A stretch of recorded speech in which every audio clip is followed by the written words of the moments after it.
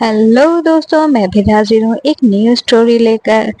कहानी अगर आपको अच्छी लगे तो प्लीज लाइक शेयर कमेंट करें और नए हो तो चैनल को सब्सक्राइब करें। यह कथा है एक छोटे से गांव में जहां शांति और हर्ष का माहौल था। वहां गांव में एक सयानी और खुशहाल महिला रहती थी जिसका नाम था जानकी। जानकी का एक बड़ा परिवार था जिसमें उसका बेटा रामू, बहू सीता और उनकी 3 छोटी बच्चियां शामिल थी। वो जानकी की रसोई पूरे गांव में मशहूर थी क्योंकि वह हर पकवान को अपने हाथों से बनाकर स्वाद में 4 चांद लगा देती थी। समय बीतता गया और जानकी के अब बूढ़े होने के कारण उसकी हालत कमजोर होती गई। उसने अपने बेटे और बहू को बुलाकर कहा, रामू और सीता, मेरी तबीयत अब ठीक नहीं रहती, इसलिए मैं चाहती हूँ कि आज से रसोई की जिम्मेदारी तुम दोनों संभालो। लेकिन याद रखना, इस रसोई में हमेशा प्यार और सहयोग बना रहे।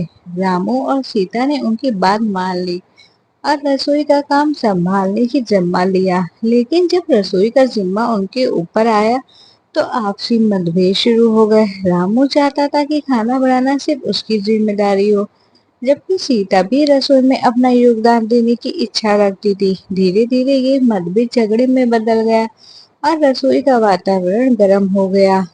इस समस्या को सुलझाने के लिए जानकी ने एक दिन दोनों को अपने पास बुलाया और कहा, देखो बच्चों, रसोई का बंटवारा कैसे किया जा सकता है। एक रास्ता निकालना ही पड़ेगा ताकि सब कुछ शांति से चले। जानकी ने सुझाव दिया कि रसोई के 2 हिस्सों में बांटा जाए, एक हिस्सा रामू का और दूसरा हिस्सा सीता का। अगले दिन से रामू और सीता ने अपने अपना हिस्सा संभाला। रामू ने अपने हिस्से में से अपने तरीके से खाना बनाना शुरू किया, जबकि सीता ने अपने हिस्से में अपनी पारंपरिक और स्वादिष्ट रेसिपीज के साथ काम शुरू किया। दोनों ने अपना अपना काम बखूबी निभाया। लेकिन कुछ ही दिनों में गांव वालों के लिए यह महसूस हुआ कि अब जानकी के हाथों में वह पुराना स्वाद नहीं आ रहा था। रामू और सीता के बीच का संघर्ष का असर खाने के स्वाद पर पड़ने लगा था। लोग धीरे धीरे उस पुराने खाने को याद करने लगे और जानकी से इसके बारे में पूछने लगे। जानकी ने इस समस्या को समझा और एक दिन रामू और सीता को फिर बुलाया। उसने कहा, बच्चों, खाने का असली स्वाद प्यार, सहयोग और एकता में है। यदि तुम दोनों अलग अलग काम करोगे तो खाने में वह पहले जैसा स्वाद कभी नहीं आ सकेगा। हमें फिर से कोशिश करनी चाहिए कि दोनों मिलकर काम करें और अपने अपने गुणों को मिलाएं।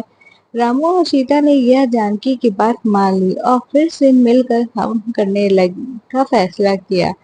इस बार उन्होंने मिलकर काम करने की योजना बनाई। रामू ने सीता की रेसिपी का ध्यान से सीखा और सीता ने रामू के खाने बनाने का तरीके को समझा। दोनों ने मिलकर खाना बनाना शुरू किया और धीरे धीरे रसोई में फिर से वही पुराना स्वाद लौट आया। गांव वाले फिर से जानकी की रसोई के खाने की तारीफ करने लगे।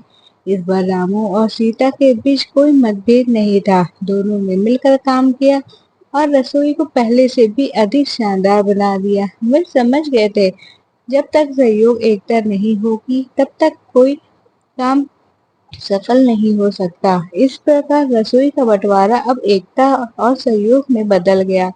जानकी के आशीर्वाद और रामू सीता की मेहनत से उनकी रसोई गांव की सबसे प्रसिद्ध रसोई बन गई। जानकी ने उन्हें यह सिखाया कि किसी भी काम में सफल होने के लिए प्यार, सहयोग, एकता बहुत महत्वपूर्ण